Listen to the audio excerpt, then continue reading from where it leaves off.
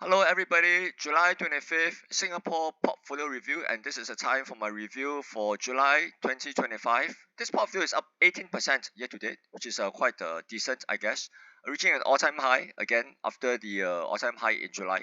The magnitude of increment has been quite decent. STI, of course, has turned from the super terrible index to the super terrific index, climbing for 14 days straight before a bout of profit taking took in. And what's good for this portfolio is that the dividend year to date is also up 20%. So it's quite coincidental. Dividend up 20% means that the portfolio is up 18%, which is quite reasonable as well, given that this is quite a cash flow concentrated, cash flow focused, dividend focused portfolio designed for stability and consistent returns.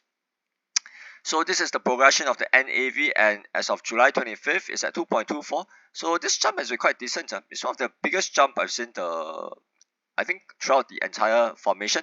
So month on month is up 8.6%. This figure actually went to 10.8%, I think. But of course, the FOMC saw a really hawkish Powell, who seemed to suggest that even a September rate cut might not be possible. So with that, the next day, the stock market just dropped like 2 to 3% across the board. So if not for that occasion, then this will be up 10.8%, I think, for the month. But nonetheless, year to date is up 18%. Would have been up 20% if not for the drop on the last day of July. And the dividend, of course, is up 20%. What we saw, of course, is a flurry of activities ahead of the 1st August deadline. And Trump pretty much laid across the board around 15 to 20% tariffs for everybody. It's not clear what Singapore's tariff rates are, but apparently Gan Kim Yong didn't even meet the Secretary of Commerce, so that's a bit unfortunate. But I guess it's supposed to be, but I guess it's somewhat there, maybe like 15 to 20%. But across the board, it's 15 to 20% for ASEAN and for the major partners, with the exception of India and the other fellows who are not cooperating, like Canada and stuff. So it remains to be seen what happens. But on the rate cut front, it looks quite bad actually. I think even a September cut might not be possible. And currently the market is pricing 2 cuts for the year. I'm not sure if it happens actually. But I think across the board we are looking at the lower rates for 2026. That's quite evident. 4% Fed funds rate against 2% plus inflation looks rather high. And if you look at the economists and the analysts, they're saying that a 1% rise in tariffs gives 0.1% increment in the inflation. So if you are looking at 15% to 20% tariff, then we are looking at 1.5 to 2% increment in inflation, which probably is going to be transitory, right? One off, and then that's about it. But it remains to be seen what it does to inflation expectations, and also how much of the fiscal dominance is going to push the economy to grow above potential, hence leading to a wage price spiral again. So all that is a bit uncertain.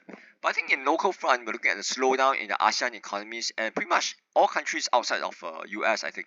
So that's gonna be a big drag on demand as well. So it's all very murky actually. I'm not very sure what happened actually. So this is the portfolio. The big performer was Keppel. Really big performance this year. It has done extremely well for me actually. So this is the chart for Keppel, and year to date is up 23%. Especially this big jump. What's quite interesting from the analyst call is that they have around $5 of NAV, which is non-core, and the CEO is saying that by 2030, most of it will be monetized and I guess returned excess capital returns as well. But the more important thing is that if you have an NAV of 6 plus and non-core asset of a 5 plus, you are looking at really high ROE. Given its transformation into an asset manager, that's going to be quite very substantial. Given the re-rating and the growth multiple assigned eventually. I remain very bullish on Keppel. This is my biggest position at 15%. And actually I bought a whole bunch of this stuff during the big sell-off in 2020 I suppose. 2020, 2022 before the QM merger. This has returned me more than 100%. It's actually very decent. And I look forward to holding it and not selling a single share. I think the acquisition of Aermont, AERMONT, is also very impressive. It has done extremely well. We are looking at the second half of the acquisition tranche to be fulfilled, and I think it's going to be a very synergistic acquisition for Keppel. The rest of the portfolio has done pretty well as well. The small caps and the mid caps have done very well. Kingsman, Fines Orchard, KSH, Yangzijiang as well have done well for me. SBS as well actually. The REITs of course continue to be very very weaker. But there are some bright spots though. I think AIMS has done extremely well with extremely good reversions, and gearing is now below 30%, which is a bit crazier. Starhue has done extremely well as well. Steady, I suppose, not extremely well, but yes, been extremely steady.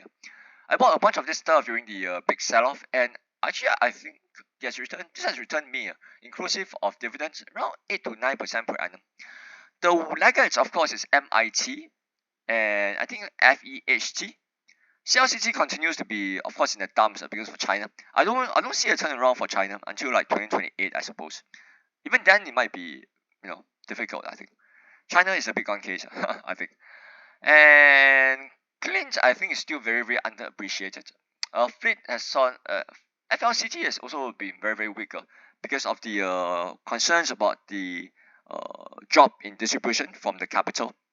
But I think MIT is still very, very underrated. And the market is overly concerned about the vacancies in the US data centers and stuff. At current levels, it's still giving around 6.4% dividend yield. I think it's okay. So this is all for the portfolio, and I think overall it has done pretty well. I remain cautious about what's gonna happen. I think the second half of this year is gonna be rough with general slowdown economically across the board outside of the US.